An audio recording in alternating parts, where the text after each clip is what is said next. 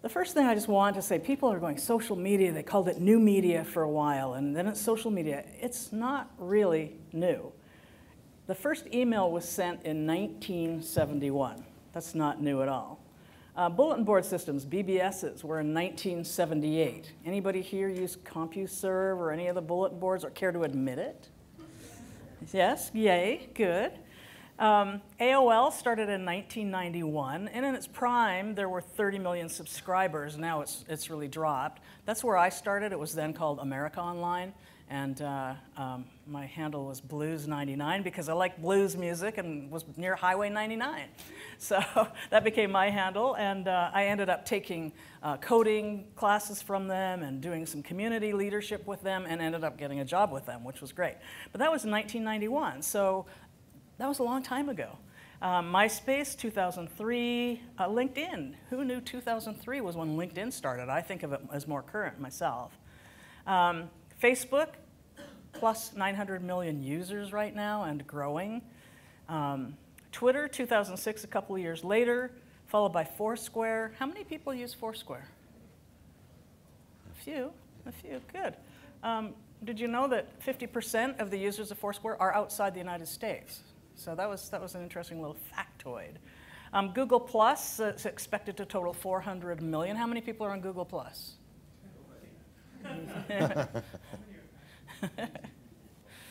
And Pinterest, 2011. It was the first tool to actually hit 10 million unique visitors in less than a year.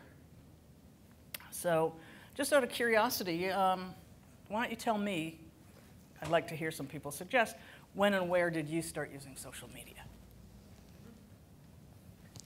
Volunteers? Anybody? The last workshop I was in, people who talked had to come up to the front. I'm not going to make you do that. You can stay where you are. It's absolutely fine. Come on, somebody. When did you start? 6 years ago. Pardon me? 6 years ago. With which platform? LinkedIn. LinkedIn 6 years ago. Yeah. Okay, great. Why did you choose LinkedIn? Because it was a business-orientated platform. Mm-hmm. Good. Anybody else? I mean, I admitted in 1994 I was on AOL. You can't get on. Yes. MSN, 96, Great. 95, I think, 95, first iteration. What did you do on MSN? I was chatting to people in a chat group or something or other there. They had all these interest groups. Microsoft spent a lot of money on it in those days and shut it down. Yeah, I spent a lot of money on AOL back in those days too. Okay. So the reason that we're here, the number 6 principle of the Barcelona Principle that was agreed to at AMEC 2 years ago was social media can and should be measured. So it's the same as all communication measurement. It should be regarded as a critical part of what you're doing. It's a critical part of the business of public relations. And there's going to be a workshop here in the next couple of days that we're going to really get down into that and aim to agree to a framework for global standards. So I'm really excited about that because every year, out of AMEC, there's something that comes out. And I'm really looking forward to seeing what comes out of this one in the next couple of days. So, who measures social media? Or maybe I should say who doesn't. No, let's go with who does. Who does? Oh, good. Good. Okay. So this is an actual, I didn't make up this headline. This was an actual headline in Business Insider that says, "This insane graphic shows how ludicrously complicated social media marketing is now." Somebody noticed that Pinterest isn't there. So, I mean, it's still getting more and more complicated as you go by. So that comes to, the topic of this presentation is, it's ludicrously complicated. How on earth do we measure it? So yeah, it can be. It can be overwhelming, it can be intimidating, it can be complicated, it can be, tear your hair out, time-consuming, but it doesn't have to be because you don't have to measure the entire universe of social media. I mean, there are so many people out there, you do not have to measure the whole universe. You like my little You Rock, You Rule graphic? I'm using it in everything these days. I usually try to include a picture of my dog somewhere and things, but this one I didn't have it, so I figured I'd do the You Rock, You Rule. So I think you were going to take this one. Yeah. So my background is doing political public opinion research. So we've always been focused on who the influencers are. It's pretty important to nail that down early on, figure out where your sort of nodes of influence are, and be able to engage them, activate them, whatever you need to do. Sorry.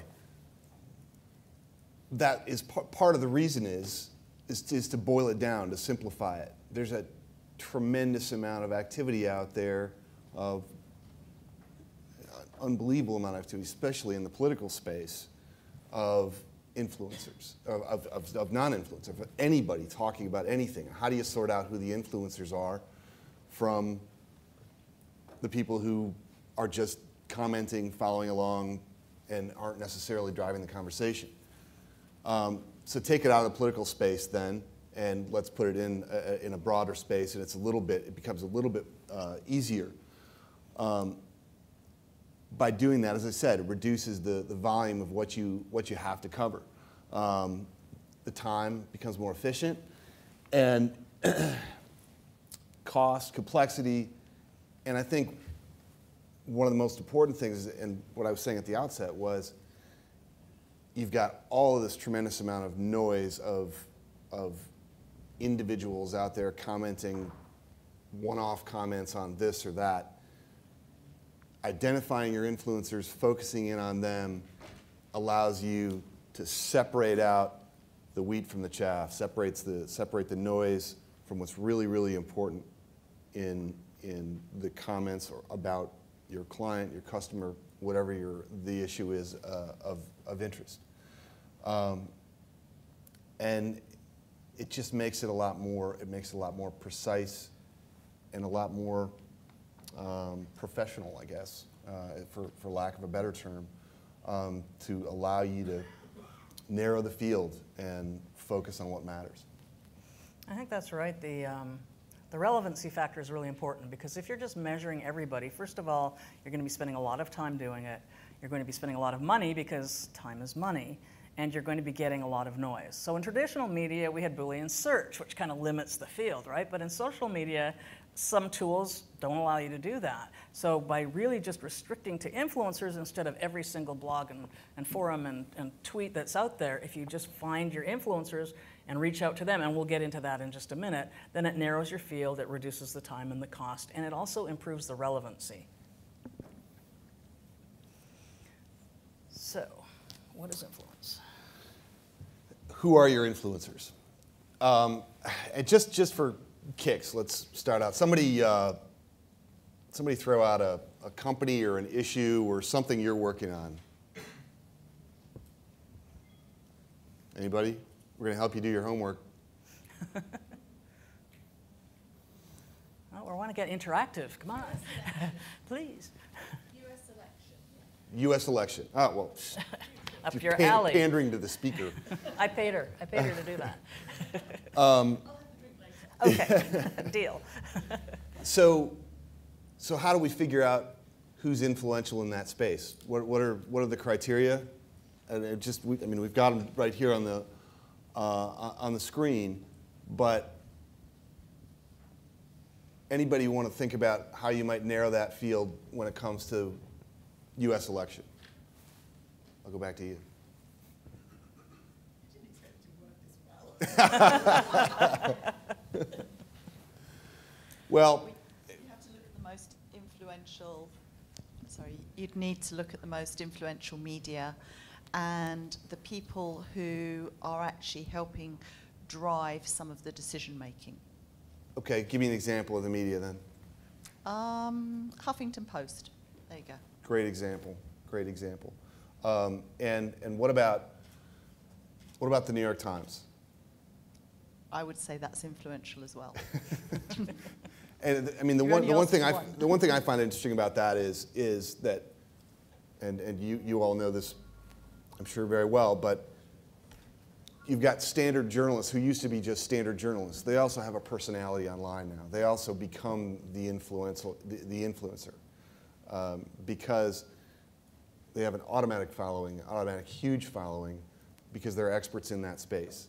That same thing applies whether you're talking about a brand or a commentator or an analyst of some sort who can offer that kind of expert advice. They become the expert, they become the influencer. And those are the people we want to try to track down, we want to focus on.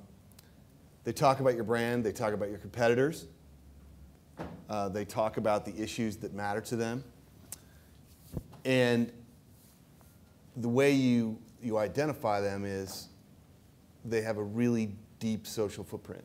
They have a presence online that you can actually measure and identify, and you can see, and you can sense from the interaction with them, from the interaction with your brand, if you're watching them in that space. Is there anything you want to add to that? Yeah, I think that's really a good point. I say way back when, like a few years ago, not that long ago, we used to say, okay, we had to do it manually. Who's the most influential blogger blogging about healthcare? Say you're in healthcare. Who's the most influential person on Twitter? Who's the most influential person in forums? Now that doesn't matter. It's who's the most influential person in social media. So it's all pulled together for this online social footprint, which we will also talk about. And really important is it's not just how many followers or fans, and you're going to hear me say this a lot, it's not just the number, but it's can they have an impact? Can they have an impact, and can they amplify your message and have an impact? The one thing I'd add to that is when I'm looking at influencers, the first thing I do is trust my intuition. I pay enough attention to the issue, or whether it's politics or one of my hobbies, I pay enough attention to the issue that your intuition will tell you who the influencers are. Go ahead and apply that when you're doing your work, so that it may not be something as compelling as your dog or your hobby or whatever it is, but in just trusting your intuition as to who's really driving the conversation, you can really whittle down the space pretty darn quickly. So now we're going to go to what is not influence. So I've heard a lot lately about vanity metrics. And first when I heard that, I was like, vanity metrics, like vanity license plates. But they're also considered to be popularity metrics. So as I mentioned just a minute ago, it's the number of fans or the number of followers. And what does that really mean? Really, if you just look at the numbers, it doesn't mean anything. So, just to look at this, so Lady Gaga has 24.1 million Twitter followers. Can she help you get your message across on Twitter? No. Same vein, Justin Bieber, 21.8 million. And then we get to Katie Payne, who happens to be sitting right there. And now this is, about a week old, so the numbers probably increased since then. But she has 13,756 followers, and her specialty is measurement, social media measurement. So if you want to engage with Katie to talk about social media measurement, that's great. If you want to engage with Katie to talk about, well, she can talk about almost anything, but if you want to engage with Katie to talk about health, to get your health message across, probably not so much, but she can tell you how to measure the conversations in health. If you look at me, I've got 5,769 or 59, it's probably up by now too, followers on Twitter, which is half or less than half of what Katie has. But that's not my measurement Twitter handle. I have another measurement one. That's my wine Twitter handle. Everybody wants to know about wine, right? But if you have a wine client, does that mean you should follow me, that you should engage with me, you should build a relationship with me? Only if you're Washington State wine. If you've got a Spanish wine client, no, because I don't write about Spanish wine. If it's about, France, well, yeah, if I go to France, I'm going to drink the wine, I'll write about it, but that might be, if I'm lucky, once a year, more likely every 2 or 3 years. So you really have to understand what is behind the numbers. Who are the people, and what do they talk about? And one of the other examples I can think of is there's a man who's very influential in social media on Twitter and blogs. And he has a blog, and he writes about social media all the time. And then one day, he had a problem with one of his appliances. I believe it was his washing machine. And so he wrote, like 3 different days in a row, he wrote about his washing machine and how angry he was at the product and all the things that went wrong. And then he stopped about it, and then a couple of days later, something else came up, and he wrote about it again.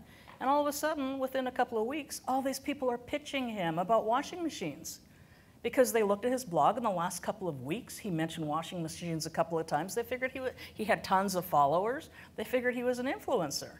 So what you really need to do is to look, if you're doing it manually, you're manually looking at people, don't just look at a couple of weeks. Really see what they've been doing for the last few months, because then you have a better idea of what their area of expertise is. Yes, thank you for your patience. No, I was just going to say, I mean, I completely agree with you that clout is crap. But I didn't say that. Did you say that Lady Gaga doesn't influence people on Twitter? No, I'm saying that if you have if you are talking about political science, or you have a client who's in the health field, or somebody who's in any number of other fields, she's not going to help you. No, but I would agree with that. But forgive me, but isn't that stating the fairly obvious? I mean, to say that Lady Gaga isn't influential on Twitter, I mean, she's massively influential. I would agree, not on healthcare and stuff.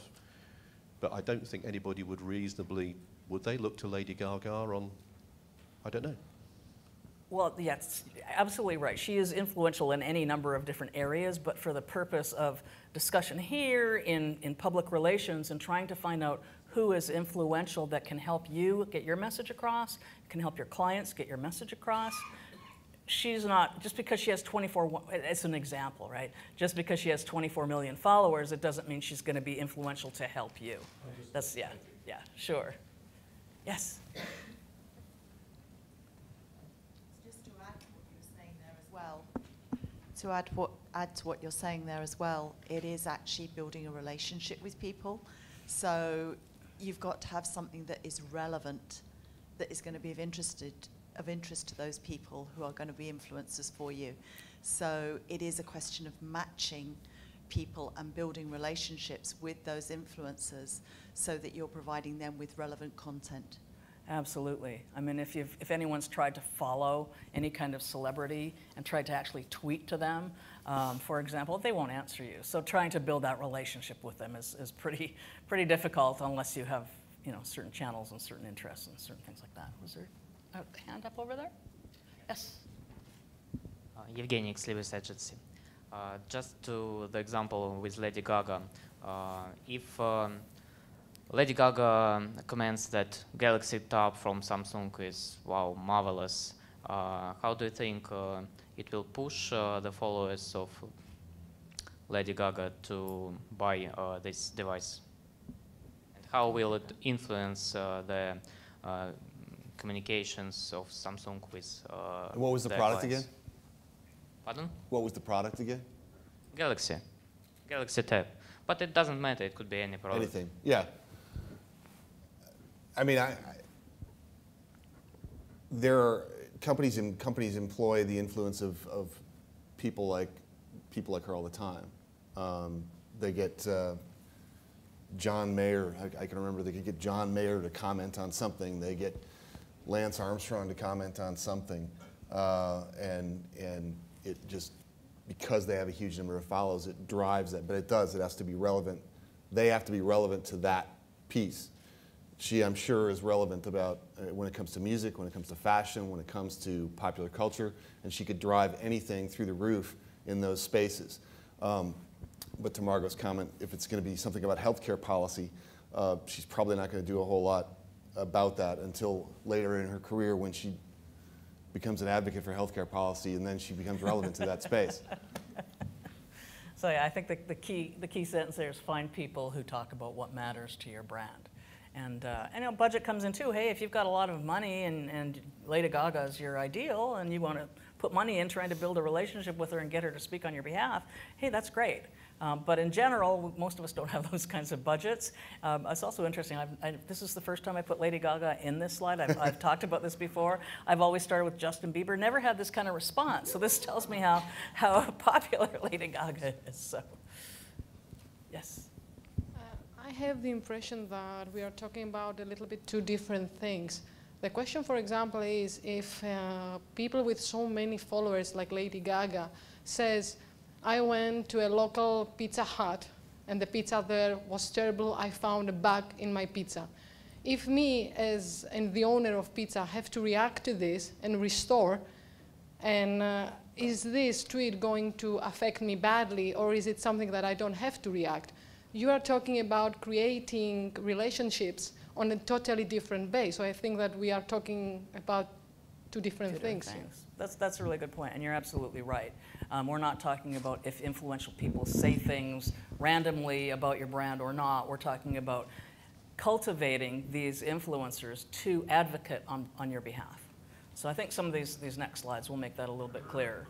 So let's do this little exercise here. So we have a tweet number 1, who has 10,000 Twitter followers, and tweet number 2, who has 500 followers. Which is more influential? I'm sorry, I can't. Here? Depends on your target audience. It depends on how many tweets about your brand each one of them is making. Exactly. Exactly. Even the number of followers, though, can be called into question, because tweet number 1, for example, there are 10,000 Twitter followers, but most of them are inactive, or they're bots, they're automatic. You cannot build relationships with them. Whereas the one with 500 followers, most of them have 5,000 of their own followers. So all of a sudden, their reach increases a lot. But again, it goes back to, yes, exactly what you said over there, sir, which is, which has more influence? Really, it's who talks about topics that are important to your brand. Numbers matter, but what matters more is if they're on topic to what's important to your brand.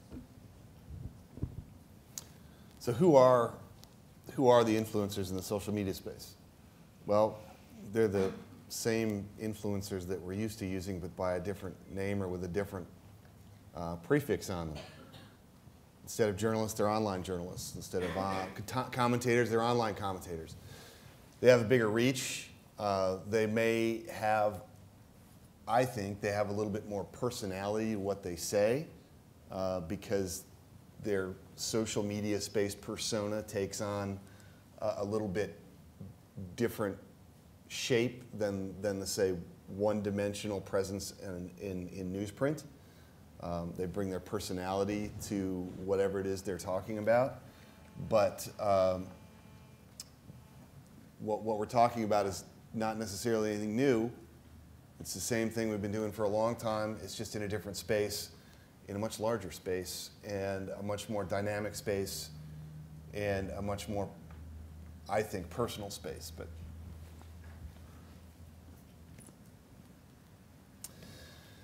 all right, so who are some other influencers? Time to go to work again. Who are some other influencers? And let's switch to French politics. Or let's not talk Yeah, about let's politics. not talk about politics. Well, someone who's quoted frequently in national media is obviously an influencer. What are some other examples of influencers? You had the long list there, but I'm sure there's other ones from other countries, others that matter that weren't on that list. Al-Qaeda?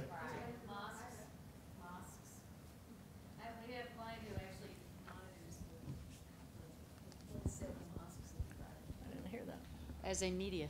Sorry, Sorry, didn't hear. saying one of our, it's a distant client, but anyway, they consider the media what is said in the mosques on Fridays. Really? Wow. Okay. Anybody else? No? Okay. If you think of any others, please let us know. We can add it to the slide. So like any kind of measurement, there's always a process. And for influencer identification, the first thing is to identify the key influencers in your industry. It goes back to if you are working in the field of the environment, you're not going to look for influencers in the healthcare field or in the economy. So really identify the key influencers. In other words, you're finding all the right people in all the right places. If, for example, you find out that your audience isn't on Twitter, then why bother trying to find a Twitter influencer? So it's just really finding out who the people are in all the right places that are talking about what you want them to talk about. And then after that, what you do, and what a lot of digital departments do, is that they cultivate these people, and then they engage with them. And by cultivate, it's really build relationships with them. Don't just go onto their blogs or their Twitter accounts and start bombarding them with brand information, because they're going to not be receptive at all.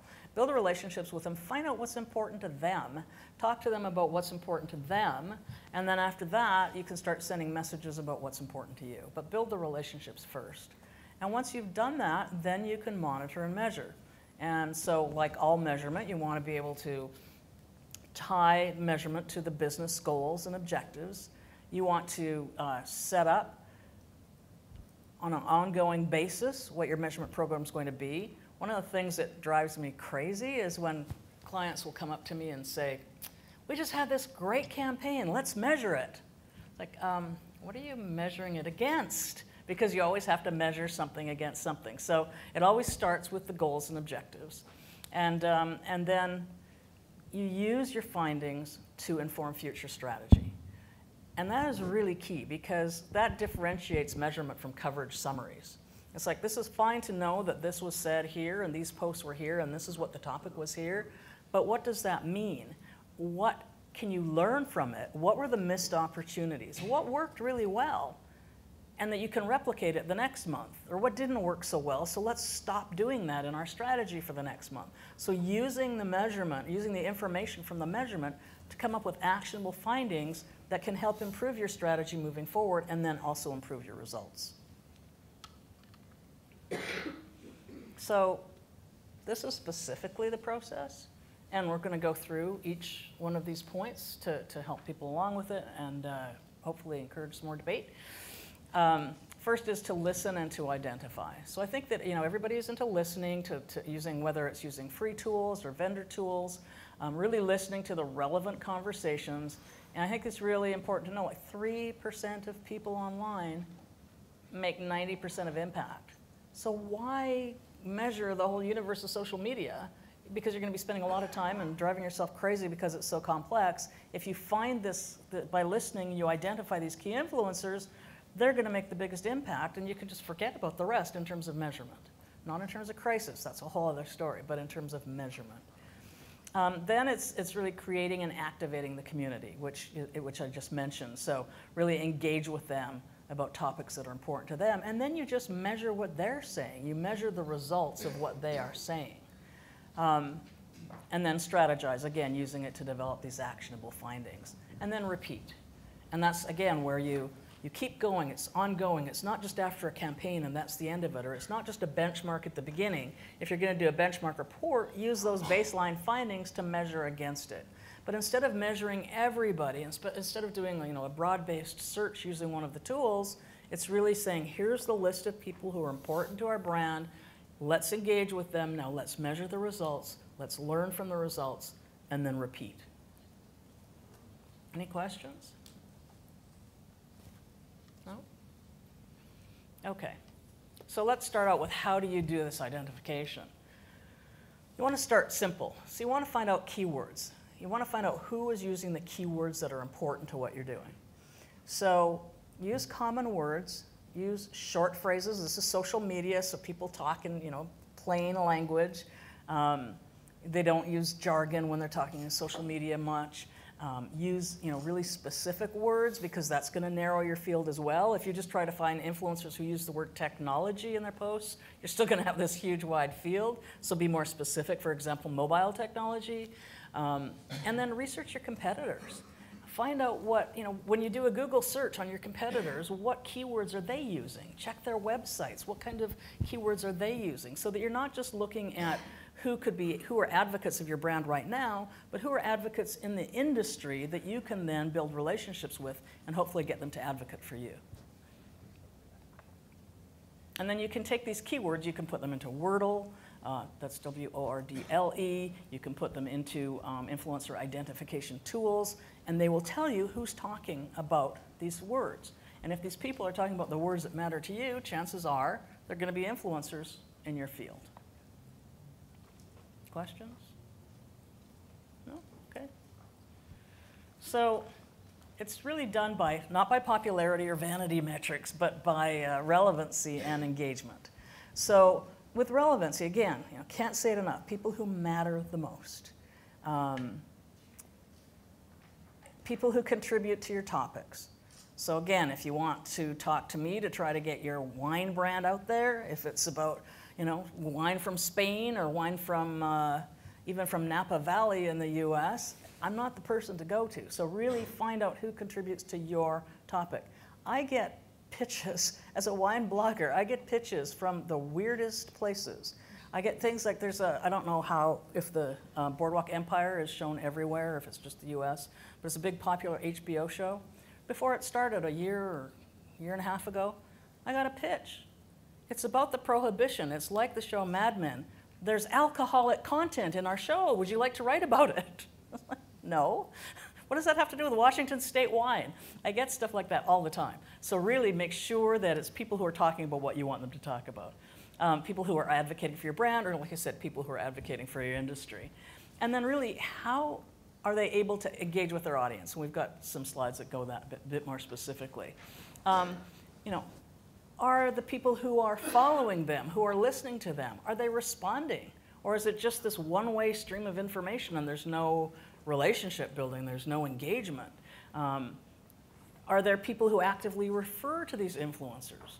When you're talking about measurement, I mean, sorry, Katie, to do this to you, but the last time that a bunch of us were together and speaking where I was there was in Washington, D.C., and we were all saying, anytime people mention Katie's name, we're going to have a drink because everybody's mentioning her name. I mean, that's influence in measurement. So it's really how often do other people refer to somebody?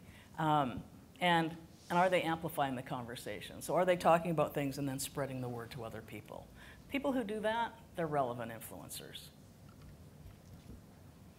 And then create and activate your community. Usually this is done by the digital team, but if you're a small company, then you're probably going to be doing it yourself. So it's really, engaging with them and distributing once you've built the relationship, then distributing your messages to them, and then you see how they use the messages. I mean, are they repeating verbatim what you're saying? Are they disagreeing with you? Are they, saying good things about, what you've said? How are they dealing with your message? And you measure it from there. So this here goes back to what I was talking about before, the guy, the influential blogger who wrote about blogs about social media, who for a few weeks talked about the problems with his washing machine. Really, underline again, make sure that you look at when you're manually determining if this person is influential or not, make sure that you read several months of their posts to make sure that they really are influential in the area that you are interested in. So the process is similar to all PR measurement. It's really, setting the goals and objectives, defining your audience, defining your metrics, and your metrics should be about relevancy and engagement, not the vanity metrics. And don't measure everything.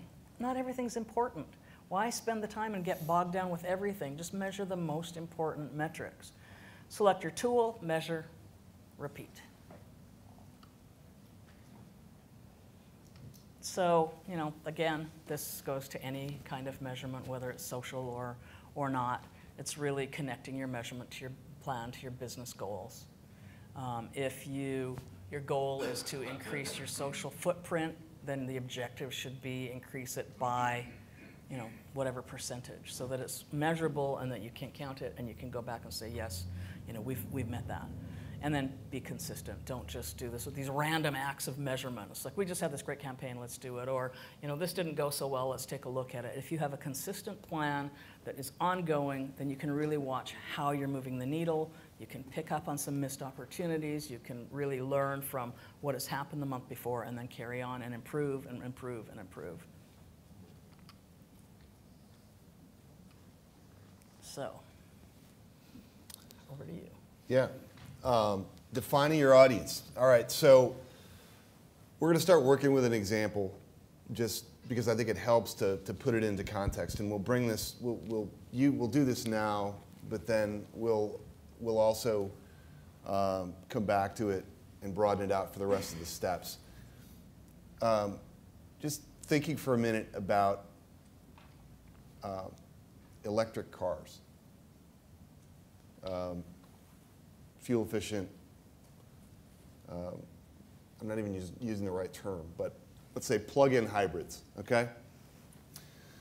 So who are going to be the influentials when it comes to a plug-in hybrid? Your GM, your Nissan, your Ford, whatever. You've got this new car out there. You know there's going to be a buzz about it. You know that people are going to start talking about it. Who are they, and who matters? Katie? Your friend who's a car expert, okay? You're going to go to the people that you're going to go to the people closest to you that you trust about cars. Okay. And are you going to them as a measurement person? No, I'm going to them as looking into cars. I mean, I don't buy a car without talking to 3 or 4 people I know that buy cars all the time and know cars. Okay. All right. Who else? And I'm sort of echoing what Phil Sheldrake would say, which is, you know, it's your closest friends that are the biggest influence. Right. True. I like to say that about politics is that one of the things we've known from political polling for a long, long time is that when you ask people what's the most influential, or you ask people to rate different people and institutions as being influenced on your opinions about politics, 1 or 2 is always your friends and family. And social media just helped activate that, really. But you see here, you see this whole list of your audience, journalists, analysts, thought leaders, commentators. All of these people are probably going to be the ones who are feeding their opinions into Katie's friend, who are then making a decision or being influential about the electric vehicle space. Early adopters. One of the other is environmental organizations themselves. One of my favorite influencers when it comes to this kind of thing is Top Gear out of the UK. And I'm sorry to say that Jeremy Clarkson, who runs the show, is a petrol head. He doesn't have a whole lot of good things to say about electric cars, plug-ins or otherwise. But he's incredibly influential. And you can, you know, if you're following Top Gear, you're following him on tweet, he's going to be one of your influentials, and one of your influencers.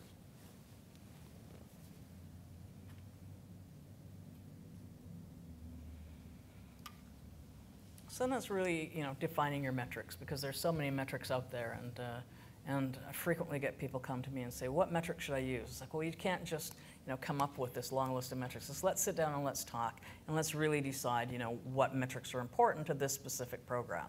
So really, you know, what relevance is the number of times that someone talks about your brand or your key topics, or the number of times someone recommends your brand.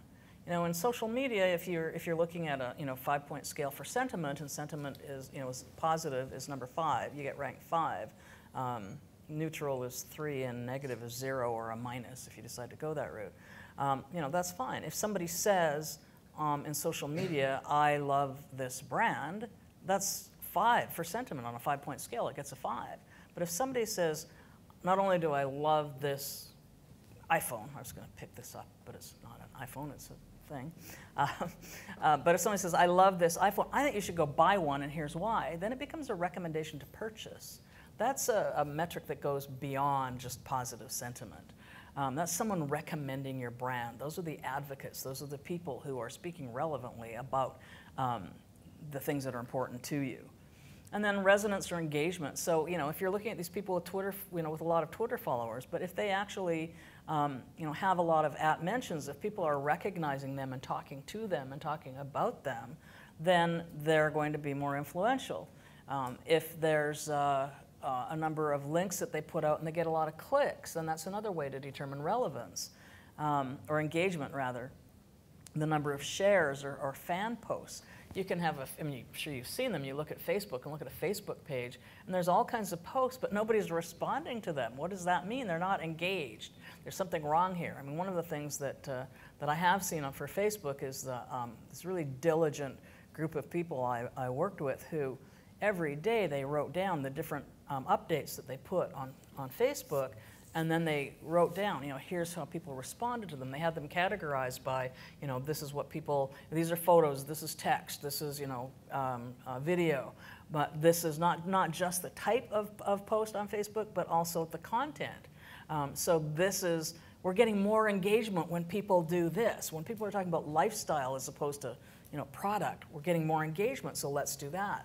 There are tools and there are people who have looked at to see when's the best time to post to get the most engagement. So those are the kinds of metrics to look at.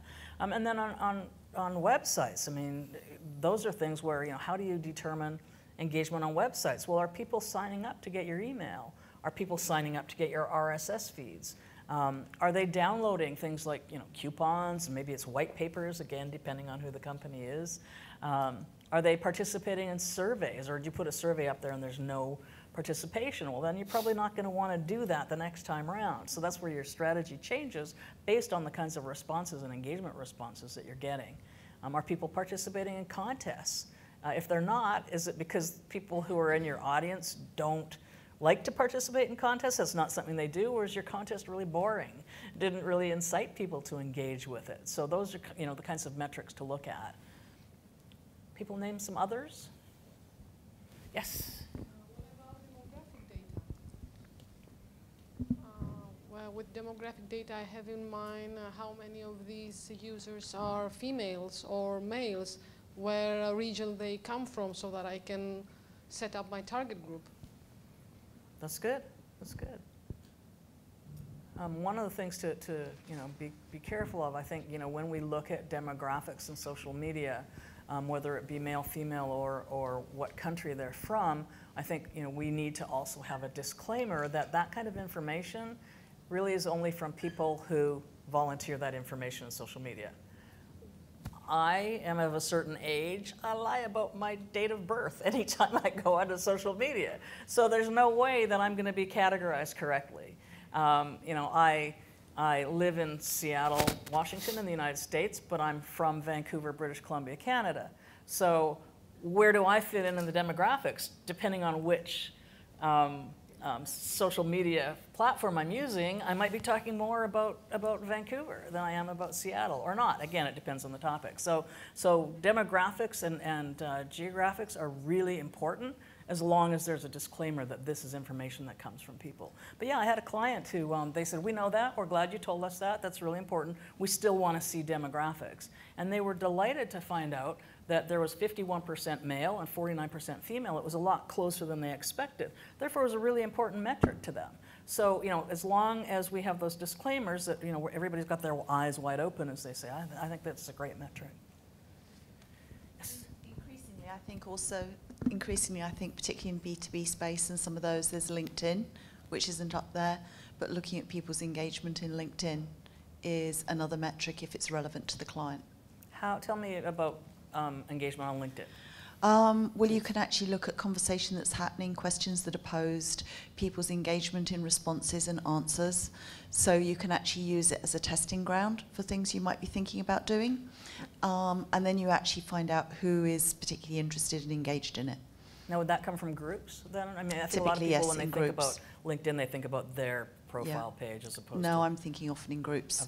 There are groups. user groups and things like that. And I'm finding increasingly more people are using those as a relevant means of discussion. If anything, over so. But every now and again, a discussion will take off. Are you noticing that happening more often lately? Certainly more than it used to, and a lot of them don't take off, but you'll find every now and again one that really does. So you need to actually monitor that, because that is a level of engagement. That's great. Good. Thank you. Any others? We really just did list a few, so yes. How about the reach? Hang on one sec. I'm saying, how about the reach? Like, how many people your message is going across in terms of the number of, is it like, in case of Twitter, maybe followers, or same goes for Facebook, the number of people in your friend list? So, is there a metrics by which you can capture that? Because I guess that is also important. Like in print, we do that, like, we capture circulation or, readership. So should there be something for social media as well? I'm sorry, the last part was, you're I'm looking saying, for the number like in print, we consider reach in terms of circulation or readership. how many people your message is going through. So how about the social media? Yes, okay, so I think that's where, like on Twitter, it's the number of times that you're mentioned on Twitter. In blogs, it's the number of times you're mentioned in blogs, or there's links from a blog to your blog. Is that the kind of thing you mean? Yeah? Good. Yeah, I think that's important. Okay. So then becomes really selecting your tool. And the first ones on this list are Sysomos and Radian 6 Invisible Technologies are known more as listening platforms, and they do have global reach. Some of them are available in many languages. Some of them they even do automated sentiment in some different languages. Each tool has a different purpose. Tracker, which is one of my personal favorites to really measure influence. It is right now only available in English, but by the end of this year, they expect to be in German and French, I believe. So these are different tools that can be used to measure influence. Media relations rating points, that's a Canadian standard for metrics where the industries come together and come up with this standard. Then there's Analytica and Cometric that are both in England, and they provide various ways to come up with influencers. Alonzio, Clout, Peer Index, I mean, all of these are different tools. Here it is.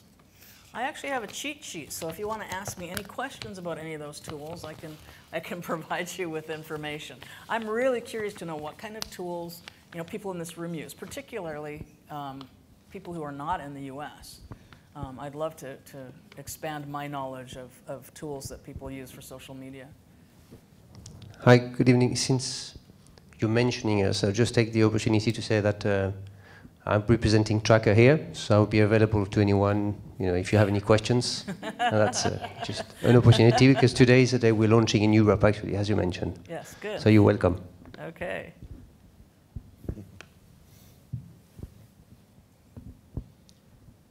In Russia, we have like more than 10 nowadays, more than 10 different social media trackers.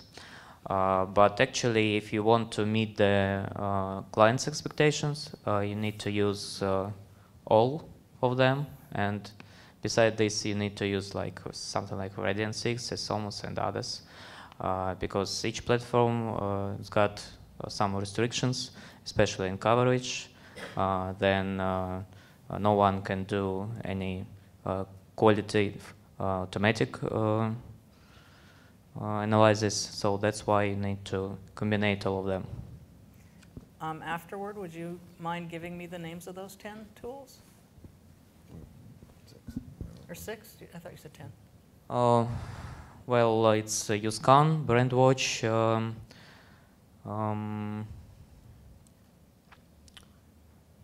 I'm not sure. I just can't remember. But if you'd like, I can list. Yeah, I mean, after this, I can give you. We can exchange cards and things, and that would be great. I know I have got a client in the UAE, and they're in the same situation. They use about 4 or 5 different tools to really get the full scope of what's going on, because really there's no tool that does everything, unfortunately. I'd love to be in on the ground level of a tool that did. But yeah, sometimes you have to use a variety of tools. Yes? In terms of measuring influence, we use social bakers. Okay. And we're basically based in the UAE. Okay. And yeah, it gives us good analysis when it comes to Facebook, Twitter, and YouTube now. But I'm worried about cloud. I don't know how accurate those scores are, because there's been a lot of controversies about change in algorithm and things like that. Yeah, I totally agree. I mean, I put Clout on there along with some other ones on there because people do use them. These are not like tools that I recommend. There's just various tools. I think most people I know agree that Clout on its own is not a measurement tool. If you combine it with others, but you always have to keep in mind you can affect your metrics. So really, yeah, I don't want to be putting Clout down at all. But I think to use it alone is not a good thing, but to mix it with others is a possibility. I'm trying to be diplomatic here. Just also in terms of Arabic, what tools, you were saying you have a client in the UAE. In terms of Arabic, do you have any tools that you recommend? Well, it's a combination, and I don't have all of them at the top of my head. I know Sysomos is one that's used. Sysomos does do Arabic languages. We've tried it. Pardon me? We've tried Sysomos. But yeah, on its own apparently is not the best. Yeah. So it's a combination. Happy after this we can exchange emails, and yeah, I'd love to hear from people's experiences what works and what doesn't in different countries. Yeah. Sorry, it's me again. No need to apologize. Well, you don't. What I'm going to say in a minute. We've tested a lot of those tools, and they're just wrong. They Every don't one work. of them. A lot of them, yeah. I mean, if you take something like Radian 6, certainly, and you know, we've recently, if anybody knows here, knows Ubervu, for instance, and their sentiment analysis is just wrong. It doesn't work. And the reason is very simple, which is that they try to apply a one-size-fits-all to everything. So in the gaming industry, a crash is very positive. They use exactly the same sentiment analysis for the car industry, where crash isn't quite so positive. Right. They're just wrong. Yeah. And you know, one thing I would say, just checking the Twitter, I know Philip Sheldrake's saying this, and forgive me, but I do think there's an issue here, and I think we're all for simplifying things, but I think you can oversimplify. And I think this is in danger of oversimplifying what is actually just not something that's simple. Oh, I agree with that, and I don't think we're talking about sentiment per se. I think we can, I'm happy to have a full-out debate about automated sentiment. Typically, 60% accuracy, I believe. No, automated sentiment works, but not when you try. We use automated sentiment. We can give you fantastic results, but you have to apply it in a format that's specific to the task at hand. Yeah. That's why things like Radian 6 and Ubervu just don't work, because the one-size-fits-all doesn't work. And that's the problem with these tools. Tools, by and large, don't work. Anybody want to agree or disagree? Oh, we've got two here, one here, two here. Just since we're talking about tools, just want to mention Blue Report, which I'm representing here, which is a tool for German-speaking countries. And if we're talking about accuracy, we do not believe either that it is possible to create one tool that fits for all. But our approach is to work with the client and work with the client and the requirements, especially in terms of sentiment analysis, and leave it as well to the client, to offer the client a tool where he can work, and not which is just a sort of a tool that spits out information that is not usable for any use cases. So basically, it's in interaction with the customer, not only to give a tool and then leave the customer to himself. True. And I'm going to go out on a limb here and say I was recently reading some studies that said that 80% of social media conversations sentiment is neutral. If that's the case, that 80% is neutral, and I think it is from my experience, then 20% of sentiment matters. How important should sentiment be as a metric? So I throw that out there for debate too. Katie? Yeah, I think you have to look at. I think when you're looking at measurement of sentiment, I think you have to make sure that it matters to the client, because it's 80% overall is neutral. But if you look at the standard B2B client, it's probably 90%. People just don't say, I'm madly in love with my ion spectrometer. So, you just have to set realistic expectations that there has to be sentiment there, and it has to matter. There's no statistical validity to sentiment unless you tie it back to your business. Exactly. So if you're not tying it back to your business, who cares? Who cares whether it's positive or negative? If it doesn't move sales, who cares? Yeah, exactly. Over there?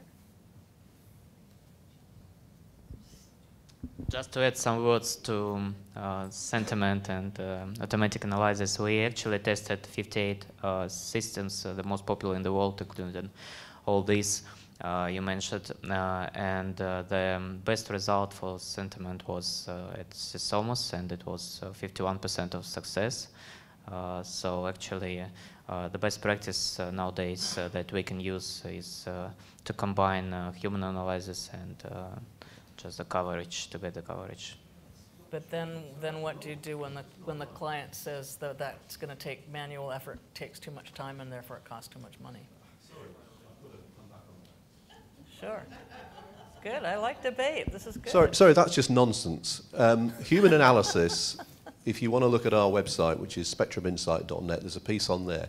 Human analysis is wide open to anchoring, it's wide open to priming. When you're using human analysis, you're actually priming your brain. So, I mean, it's just nonsense. Human analysis is not accurate, particularly over large volumes of data. It's not right, okay? And by all means, look on our website. Yeah, we'll talk about it. I'll happily have that conversation any day. Automated analysis, if it's done properly over large volumes of data, will knock spots off human analysis any day. The trouble is, as my delegate in front of me said, you cannot have a one-size-fits-all. Well, that's why I think, going back to what was said earlier, a combination of tools is quite frequently works better and comes up with better conclusions than just one.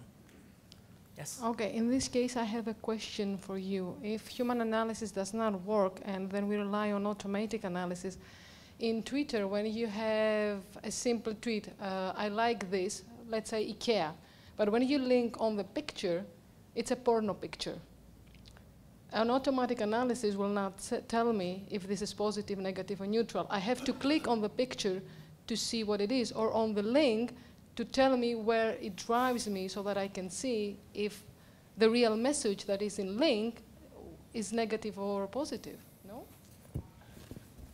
You're talking about a single tweet. We're talking here about, yes you are, the point about this is with Twitter, we're analysing 500,000 tweets a month. Okay, and you wouldn't use an automated tool to analyse one tweet. You just wouldn't do it. So, that's not really my point. My point is that human analysis is not what it's cracked out to be. There's a lot of problems with human analysis. And as I say, do look on our website, spectruminsight.net, and there's a full piece there explaining why. I have answered your question, because the point is you simply wouldn't use automated analysis to analyse one tweet. We would never recommend. Can we go to the person next to you? I'll hand over in a second. If half of the tweet's on there, then that will be picked up. Mark, I have to put another point in that discussion, because I'm a big fan of human analysis, and I think it's not really fair, and you're comparing pears and apples when you, on the one hand, say that automatic analysis, or put it another way, automatic analysis has its problems because it cannot understand properly what things really mean. So you have to have a human being putting crash in comparison to positive or negative. Then you have the whole Twitter problem, where you don't have even phrases that you really can understand unless you're a human being. And that has a much higher effect on the results of analysis than the effect of the preconceptions of a coder having towards the things he codes. So I think that the wrongs are higher on the automatic area than they are just by the bias of the coder doing it. And the whole area of not really perfectly defined keywords and sentiments that just come out of the text. When you understand the text as a human being, there you're much more precise with human intervention, especially with the whole linking thing. And going back to, the tools that are here really are for selecting tools for influence. And if this goes back to the original premise, rather than measuring or trying to measure the world of social media, not that I haven't tried myself. I mean, I had one client, there was 90,000 posts in 1 month. But to go back to talking about influencers, if you only find the people who are talking about what matters to your brand, and you find the influencers and then you measure them, you're not going to get that kind of volume. So let's keep that in mind when we're talking about influencers. So here I go with my little plug for Tracker again. What Tracker does, this is why I really, and no, I'm not a sponsor of Tracker, I don't get paid by them, this is just me personally as someone who's been doing social media measurement for a long time. What Tracker does, and I really hope that you become global really quickly, because I mean I have so many clients who come and they want to have this globally. What Tracker does is it looks at keywords. It doesn't look at who's the most important blogger or who's the most important person on Twitter speaking about your brand. It looks at keywords. It looks at what are the keywords important to your brand, and you put them into the tool, and it looks at the people who are talking the most about your keywords and how many of the keywords they are talking about. So the people who are, they have the reach, they have the resonance, they have the relevance. It's based on the number of keywords, and by all means step in if I'm not describing this as properly, but it's really who is talking about the keywords that are important to you, how many times are they talking about it, and then it comes up with this list, and it has the list of the people who are influential, and it's a really good tool to find that information out. You can do it manually, you can do it with the keywords that I mentioned earlier and put them into tools. There's vendors that there are free tools that you can use, but in terms of vendors, it gives you profiles. It shows you where they're talking, what they're talking about. It pulls it all together in one place. I mean, there might be someone who has a blog, and so they write about their blog, and they say they're writing about topics that matter to you, your client, and they have a blog, but they also contribute to another blog, and they have a Twitter account, but they also have a second Twitter account. Not sure if this is where I mentioned I have 5 of them. Or they could have, they could do a lot of commenting in places. They could have a Facebook page in addition to their profile. I mean, it's their whole social footprint and where they're talking about what's important to your brand. So just wanted to mention that. If there are other tools in other countries that are similar to this, I would love to hear about them.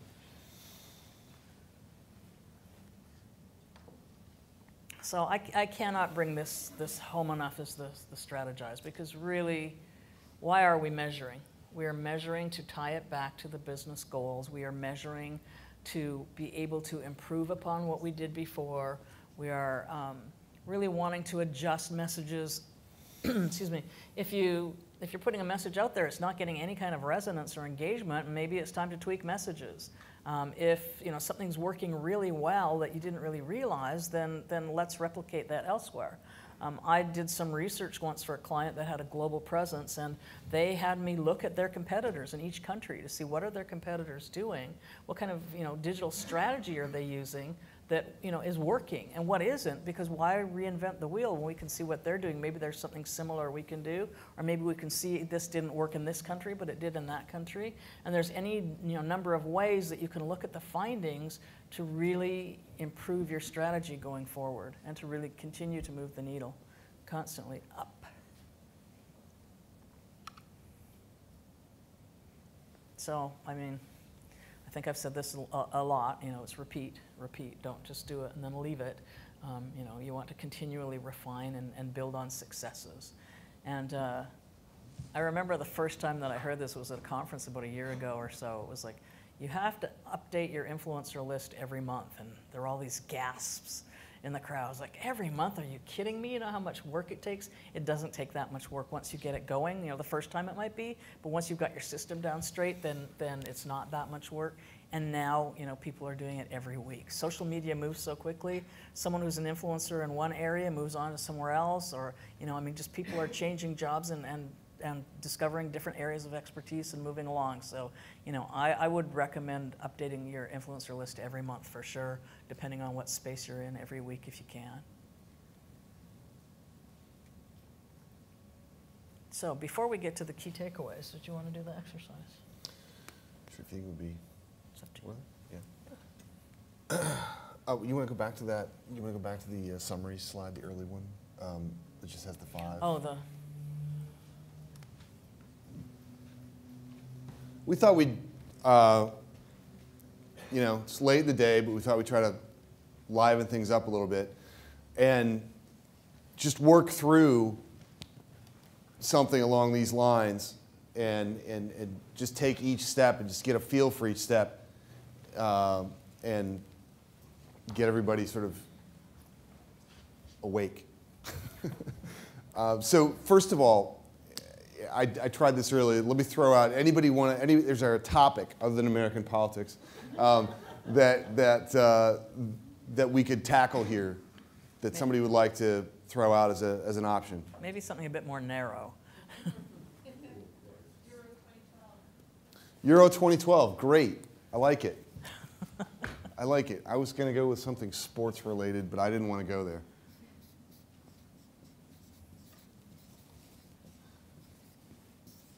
Okay, and from a brand perspective, or just from Euro 2012, or what? Each individual country. The brand of each individual country. Okay, how about we narrow it down to the host country? Okay, so we'll go with Poland on that. Now, thinking about this from that this has been leading up to the Euro 2012 for a while now, say 2 years. There's been a lot of conversation and discussion about this. So, what do we want to think about listening to when it comes to the brand of Poland as it relates to Euro 2012? What do we want to think about? This is great because there's some good events here that I think make this interesting. But anybody? What do we want to achieve? Is this for a campaign to further the brand of the host country? I mean, I would argue that the one reason that Poland wants to host the games is probably to improve its brand and everything related to it. So yes. And we're following the steps on here. So how to find influencers and then measure influencers. Instead of measuring the world of social media, let's just look at the influencers. Well, I think you bring up a good point of before you listen and identify, you have to understand what your objectives are, Absolutely. what you're trying to Yeah, absolutely. So the goal of the That's already objective been is done. to strengthen the brand of Poland in the world community of sport and more broadly as a destination for tourism and business. Okay? So now, who are going to be the people who are influential that Poland is going to want to reach out to and make sure that they're either measuring or engaging with? Or who are you going to be listening to? What kinds of keywords are they going to be saying that you can then listen to them because you're realizing they're influential? Let's start out with the terms, right? Yeah. Football, maybe. Katie, what? I was going to say, the names of the athletes is where I start. Okay. That's what people pay attention to? The names of the cities, the stadium. Okay. Tourist-related activities associated with those cities. Okay.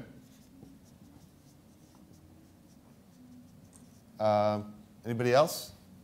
Keep. Overall about society and politics.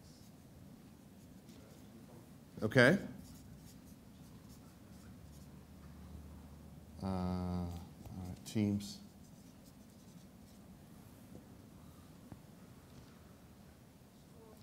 Any other topics? Scores and rankings. Okay.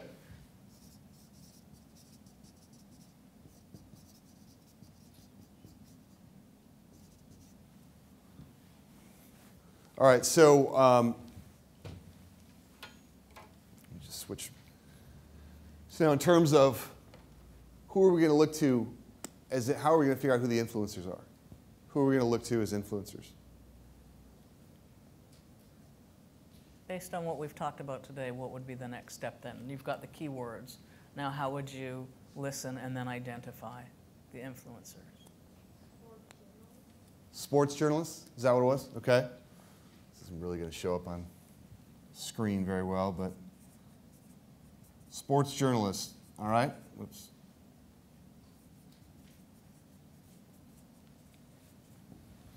How about, what else?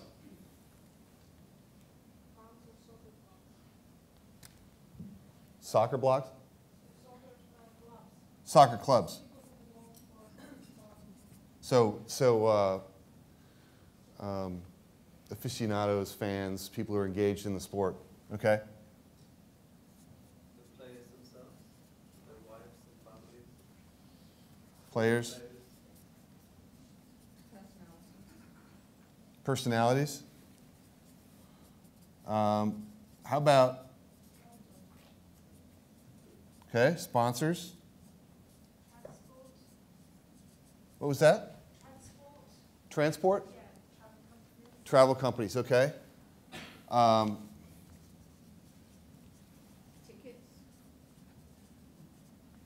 Tickets.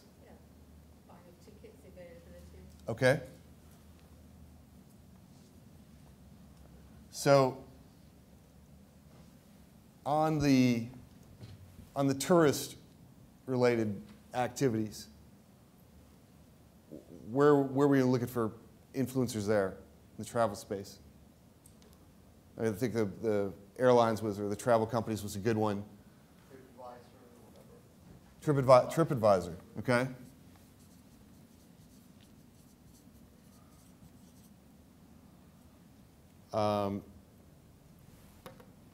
Politics. Anybody in the EU, influencers in the EU, commentators, I suppose, journalists. As I've been traveling these last few weeks around Europe, et cetera, every magazine I pull up in the airline is about Euro 2012. And what strikes me is the vast number of issue areas that it does cover. And you could see the concerted effort on behalf of Poland to push its brand. And I guess, so in terms of, well, so then the engagement piece of this. How do you want to engage all of these people who might be commenting about Poland? So you're in charge of Brand Poland. You're going to reach out to, how are you going to reach out to these people and engage them in a conversation about Poland to make sure that they're talking about Poland, that they're talking about the right things that you want them to talk about Poland? How do you do that? Holiday destinations. Holiday? As a family event, to actually go to Poland and make it a family event and watch the soccer at the same time.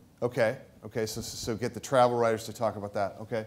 Yeah, I think, first of all, we take the keywords and we put them into a tool and see who is talking about them. And some of these people that you named are probably, are going to be on the list. But there are going to be other people who you might not be aware of, who aren't, ones that we think of right off the top, that these are people to reach out to, who by listening to what they are talking about, you'll discover that they're talking about the topics that matter to Poland, that matter to Euro 2012. And so once you've listened to them and you've identified who they are, then it becomes a matter of reaching out to them. And the first step would be to listen to what they have to say, to start commenting on things they say that are important to them. And then after that, it would be then start to engage with them specifically. Then some of the other pieces are, obviously measure is pretty straightforward, I think, from there. So what happens when things go badly for Poland relative to its exposure in this space? And instead of having complete control over the process and pushing out a positive story about Poland, okay, suddenly you have hostile people writing about Poland because of the riots or because of hooligans or whatever else. That comes into the sort of strategy space that you should probably consider in advance. But how do you deal with that when it happens from a measurement standpoint, and you suddenly realize that as you're measuring through Euro 2012, your negatives just went through the roof, or the conversation changed to be focused particularly on hooliganism or riots. So you mean if your influencers are talking about Right. those? Because I think that's a very real issue right now for Poland. This is not particularly going well for them. I'd say you pass it off to your digital department to deal with. I think that's right. Well, because we're measuring the conversation, we are finding out things like, hey, you know, whatever event just happened that has affected the conversation that's being had.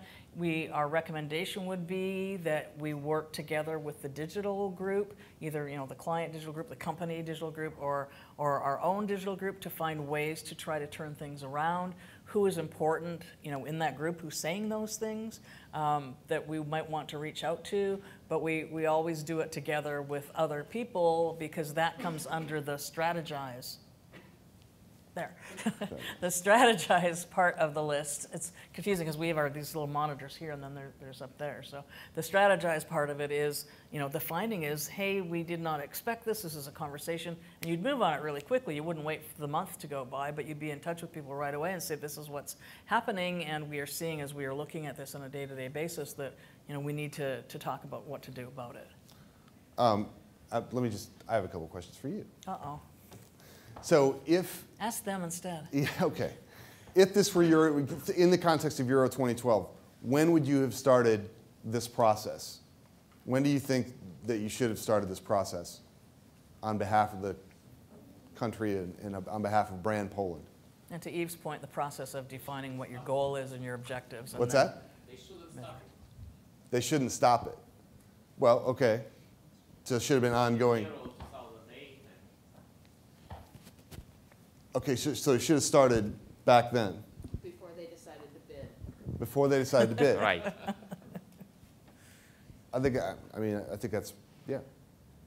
And how frequently do you think you should measure over the course of, let's say, 2008 to 2012?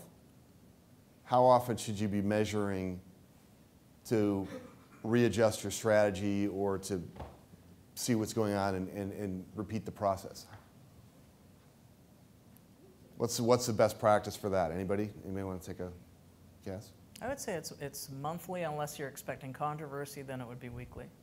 Yeah, as you run up to the bid process, you would probably want to move more aggressively as the conversation heats up. So even going to a daily or a weekly, and specifically in terms of listening and discussing with your influencers, pulling back as you've won the bid and you're going to settle in. You're going to identify a new set of influencers because it's going to probably change at that point as what you're trying to achieve changes. And then crisis. I mean, for as you approach 2012, I would assume that there would be some sort of crisis management in place as you come near, and the stadiums aren't being done yet. They aren't done yet, or something happens to them. So it changes. It's not a one size fits or one answer. Okay. And if you're brand Poland, you've gone through the 2012, it's over, the champion's been named. Is that it? Do you stop or do you keep going? Is it over when the tournament's over, or is brand Poland still going to be measuring the social media space after the champion's been named? It should be this activity should be included into the whole territory branding company anyway, and at these terms it never stopped. So do you just you have maximum activity during the period of the Euro championship like months before and months after, and in between, like we know that it's 4 years, so the activities is going down, and you can switch your efforts to other sides of the brand. Okay, all right, thanks. Is this where I come in? No, about my example? Or not yet? One question out here first. Go ahead, John. Hello, Jonna Burke with Burrell's Luce. I have a question of, in this process when you're strategizing before you get to repeat, how do you differentiate your influencers from your advocates? Because depending upon the medium, depending upon the overall engagement that you have there, an advocate can influence even though they don't have that direct channel. So how do you propose differentiating those two audiences? That's a really good question. I think that that's where the amount of times the advocate is advocating your brand and the topics for it, combined with the reach. So if someone's advocating for your brand, but they are speaking to 5 people, they wouldn't be influential. But if they're advocating for your brand and they've got a broad social footprint, then they are not only an advocate, but they are an influential advocate. I would agree, but I guess in the case of if a crisis strikes or something that's controversial and you have that advocate that has a long history with your brand and they're the person that's coming forward and speaking in that medium where it is your own control group, don't you feel like those people are just as important because it's that kind of nuance and it's that most recent communication that can help shift the tide that isn't just corporate speak but from a peer point of view? Absolutely. Absolutely. I thought you were going with the negative as opposed to, yeah, if someone's an advocate, yes, you're positive, I forgot. Well, so this brings me to, to answer to David's question about, after the event is over, do you still want to measure? It brings me to, just reminded me of an example, and I apologize to those of you who have heard this story before. I know there are at least 4 of you in this room that I can count, but it's such a good example to me of why we need to look beyond the numbers. So talking about the Beijing Olympics a few years ago, and there were a lot of corporate sponsors. So there was McDonald's, there was GM, there's Visa, I think that was the only credit card, Samsung. There are a whole bunch of big corporate sponsors, all of who have a lot of money, who put in a fair amount of money that's similar to each other into this sponsorship. And after it was over, they became the client. They wanted to know, did I get bang for my buck? Was this worth it for me to be a sponsor? So one of them commissioned, and it wasn't, they were not a client or anything of mine, it was a vendor told me this story. They commissioned a report to look at share of voice. So looking back at, however many months of the coverage, the sponsorship was in effect, who had the biggest share of voice? Did they, get enough share of voice to warrant this big cost being a sponsor? And so they did this share of voice, and to their surprise, because they expected it would be an even pie when you've got companies like that, and of that size, they thought the share of voice would be fairly close to each other across the companies. But that, to their surprise, when they came back, the results came back, 50% of the results, 50% of the conversations were about Visa. So, Samsung and GM and all these, McDonald's, they're saying, why did I spend all this money if Visa had 50%? I'm not going to sponsor the next Olympics. Well, luckily somebody said, well, those are numbers, what do they mean? How can we find out more about this? Then it goes into looking behind the numbers. And when they did that, because they were all going to walk away and say this was not successful, except for Visa. When they looked behind the numbers, they discovered that in social media, when people were talking about going to Beijing, and they're going from countries all over the world, they needed their passport and they needed a visa. Visa documentation to go to Beijing. It had nothing to do with the credit card whatsoever. So if they had to look behind the numbers, they could have walked away and said, I'm not going to be bothering to be a sponsor. Once they looked behind the numbers, they realized it really had nothing to do with Visa being, promoting their sponsorship so much more. It had to do with not the credit card per se, but that the word Visa can be used in so many different ways. So yes, I think afterward it is still important to look at measurement, because you're still going to find insights.